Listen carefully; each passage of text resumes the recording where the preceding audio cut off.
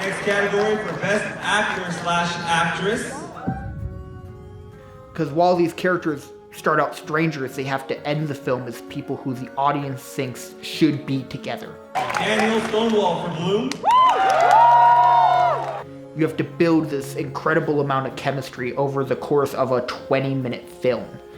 Eliza Quinn for Bloom. I think that the actors also were a big part of this. Both them as actors, but also I think Nick working with them as actors over and over and over again and what they're trying to achieve.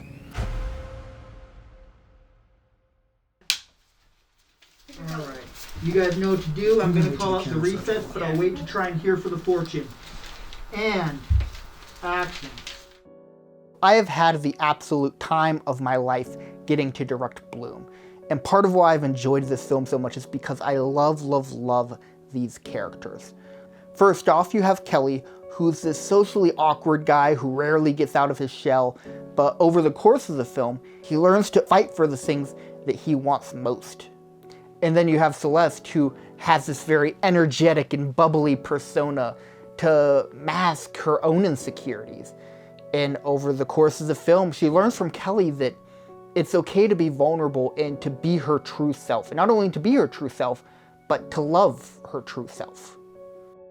Casting this film was essential. I mean, you can have a rock star team behind the scenes, but if you don't have actors in front of the camera who can pull off the level of nuance that we were looking for, the film wouldn't work.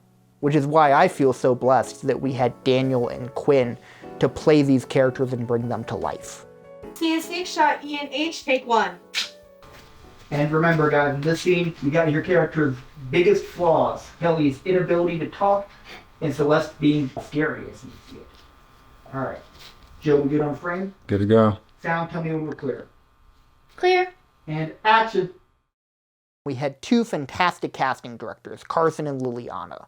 We all met very early in pre-production because we knew how important casting this film was. Because you not only needed to have two fantastic performers to play these characters, but two fantastic performers with great chemistry. The chemistry was as important, if not more important, than the performance itself. Nice to see you. Good to see you guys too. I'm excited for this. Same. We already have a bunch of submissions and stuff. Ooh, exciting. Have we decided on the exact size we want to use? Yeah. So we can do that now. Yeah, that'd be perfect. I'm just going to double check my notes to make sure, but I want to say it was that first dinner scene with the two characters, and we'd have both our Celeste and our Kelly actors do that scene. And then I think it might have been the dad monologue scene for both, but Kelly would have been the first half and our Celeste auditionees would have been the second half. I'm going to double check my notes so on that. Hopefully I'll give you, as soon as possible, I'll give you guys a schedule of who is ready for auditions. And thank you again, Carson, and I pass it on to Liliana of just taking the weight off of casting for me and Mackenzie. Again, so great having you guys. I couldn't imagine doing it without you. Then as soon as we got Andy, our assistant casting director, involved, we started holding auditions. Exciting day. I know. I know. I'm very excited for this. Mm-hmm. Yeah. I'm a little nervous. I don't want to. If it makes you feel better, I also am a little bit nervous, but it's the fun, excited kind of nervous. Yeah, definitely. And I remember the very first person we had to come in and read for Kelly was Daniel Stonewall. Hi, Daniel. Hello. Hi, it's nice to meet you. Daniel, are you ready? Yeah, let's go for it. Awesome. Okay. Yeah, my relationship ended a few months ago, though, with this quarterback. Oh, the quarterback? Oh, please tell me he was bad in bed. Oh, he was terrible. And our relationship was a shit show. I mean, he set the bar. There's no dancing around it. He set the bar so high. Because, again, we had no idea what we were going to get from any of our Kellys, and the fact that he was our first one, you try not to, but you can't help but judge every other person who comes in to read for Kelly off of Daniel. I genuinely think he got the role. when he did his spit take for the first side. Cool, thank you. Yeah, it was a pleasure meeting you. Yes, Right. really. My guys. Wonderful meeting you. Take care. I really like him.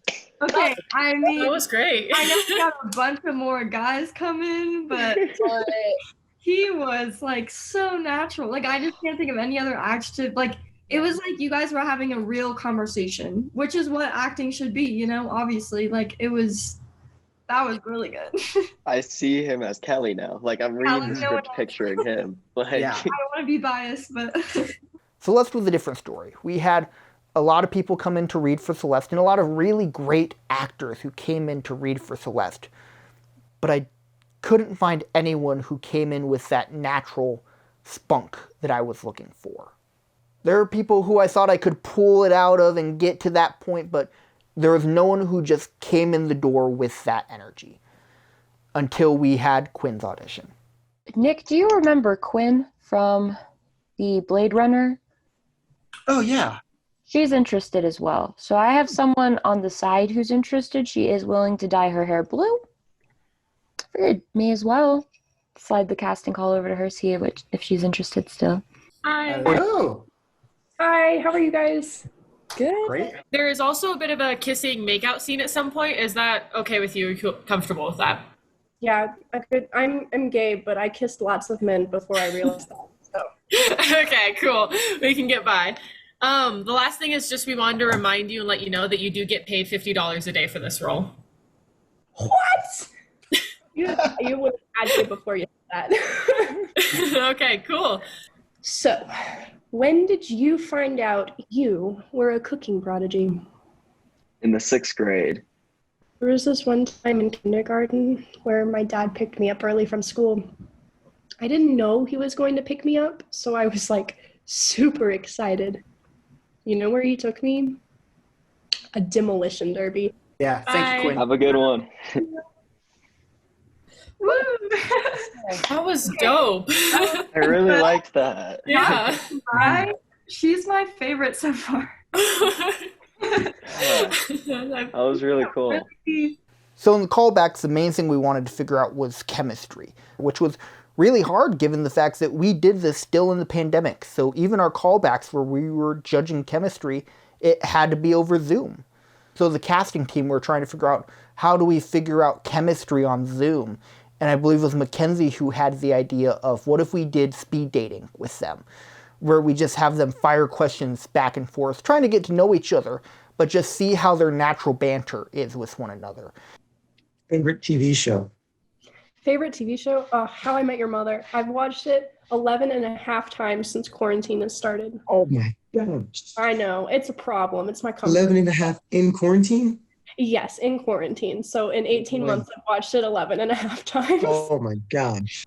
I was just watching on the TV right here. I can't see it. But there's I like esports and stuff. I'm watching a Smash tournament as I speak right now. A Smash tournament, like Super Smash Brothers? Like Super Smash Brethrens, yeah. Yeah. I was at a tournament last night. That's a Say again? thing you can watch? Oh my gosh, yeah. I hate to cut this off. I want it to keep going, but we've got to stick to our time. So that was wonderful. Thank you both so much. Mm-hmm. Hiya, Hi. Kelly, right? Yeah, and you're Celeste. I like your glasses. Thank you. Yeah, thank you. I like your hair. And we had some other people who came and did callbacks with Daniel, and there were some really great callbacks in there. But when all was said and done, it was without question Quinn and Daniel. I think that will work. I think they'd both kill it. This is the biggest part right here. Yeah. This is what we've been building up to. So, but yeah, by tonight we should have Bloom casting wrapped. Woo! Yep. So there we go. So we had our actors figured out. We knew it would be Quinn and Daniel. So the next thing that I always like to do with actors is have individual meetings with them, where we can figure out the character, we can go into the story, and really I can just ask them questions or answer questions that they may have. I can just really deep dive into the script with them. And one of the things I like to do is ask questions that that I might not know the answer to, or I might have an idea for, but I want to see where their head's at. But another important part of this meeting is trust. This film's whole theme is trust. But the idea of trust, it isn't just within the story of this film, it extends beyond that. These actors needed to trust me, and I needed to trust them for this film to work. Hello, how you doing? Hi, Nick. Great to see you again. I'm used to just kind of, hey, here's the part, here's the script, just show up on set and, let's do it.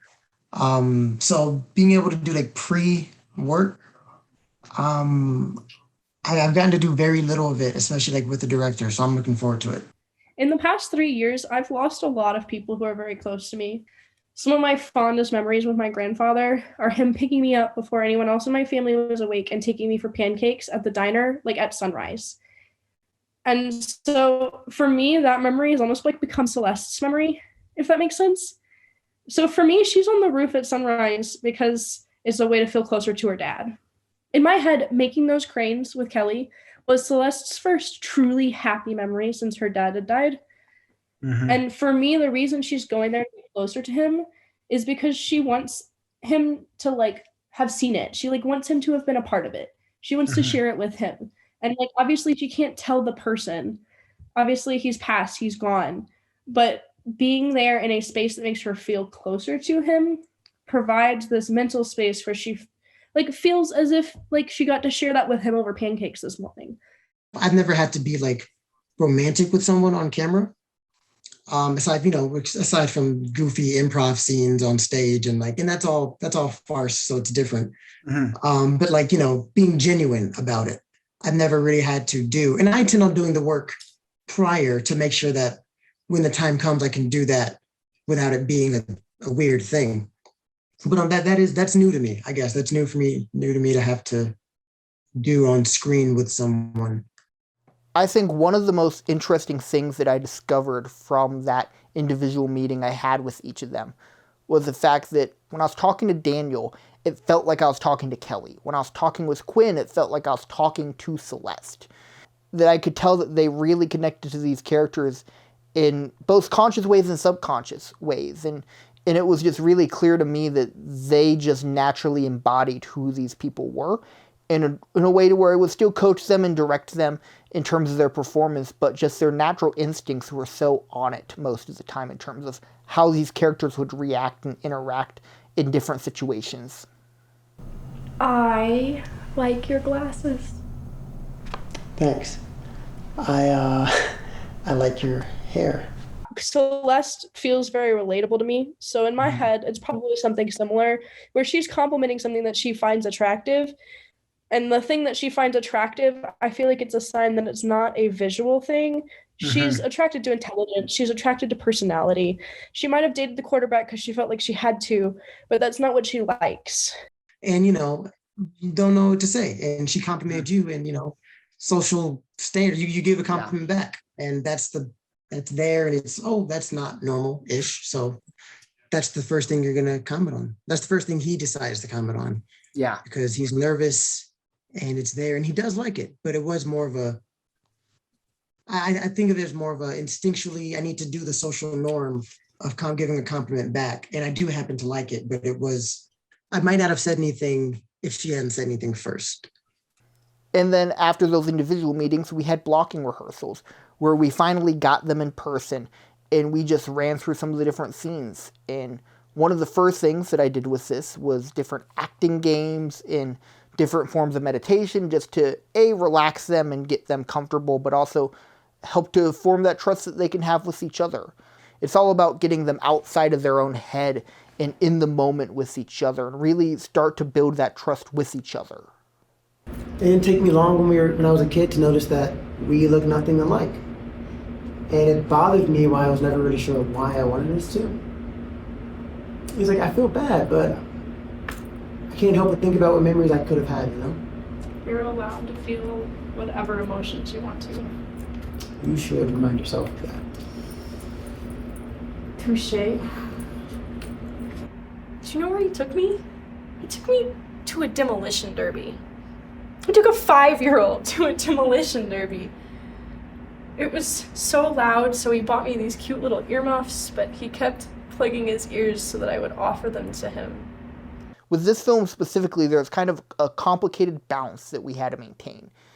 I mean, this is a film where, for the beginning part of it, they are strangers. They are two people who have never met, and I didn't want it to come off as rehearsed in those moments specifically, because it needed to be awkward, it needed to be raw, it needed to be a little rough around the edges. I only ran that maybe twice with them. But then we had other scenes, like the memory erasing scene, where we did it over and over and over at least a dozen times because we needed to know that that scene would work from a performance standpoint before we ever showed up on set. I'd like to see 3 distinct moments in this scene. What's that second moment then? The first one is seeing each other being hesitant. The second is being like, this is that person. The third is, we're gonna fold origami. Yeah. Sound good? Just mind reading you. Yep, thank you. Yeah. Not all the way. You can go a little bit more there. That'll probably be closer distance. Okay. So, and then Quinn, start a little bit more off there. Yeah, and when I call action, yeah, you'll walk over, or I'll probably start with you standing up. I've already stood up. And Quinn, you'll just walk in. Rehearsal, action. So, tell me when the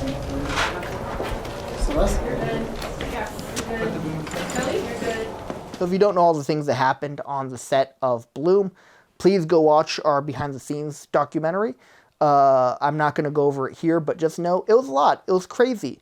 I might only get 2 or 3 takes of any given shot, so I had to be very well worded in my direction to the actors to make sure I actually got what I was looking for out of their performance. And again, I was so lucky to work with Quinn and Daniel because most of their time, their instinct was just right on. And even in the moments where it wasn't instinct, it was the prep work that we did ahead of time. It was our time in rehearsals. It was our time in those individual meetings, or it was their time beyond that that made their performance what it was. That was really what saved us when we were dealing with all of our set problems. And yes, of course, after every take and every shot, I would give them critique, I would give them direction, but they were 80% of the way there to where all my direction was doing was really just adding that polish to the performance so that I made sure it was what I was looking for in the edit. Bloom was, I want to say, my 10th short film that I had directed. So it wasn't my first rodeo. It wasn't my first time directing a film, but it was my first time directing a film of this scale and of this caliber, something this ambitious of a project. But it was a whole nother thing to figure out, okay, who do we cast as these characters? Because if the performances don't work on camera, it doesn't matter how good the shot is, how good your sound is, how good the production design is, the film won't work. I'm so grateful to both these actors and our entire crew for making this film happen. This film has been an absolute passion project for me, so I feel so honored to have had Daniel and Quinn bring these characters to life for me so that I could see these people that I've seen on the page in my head for so long finally realized and on screen. It means the absolute world to me.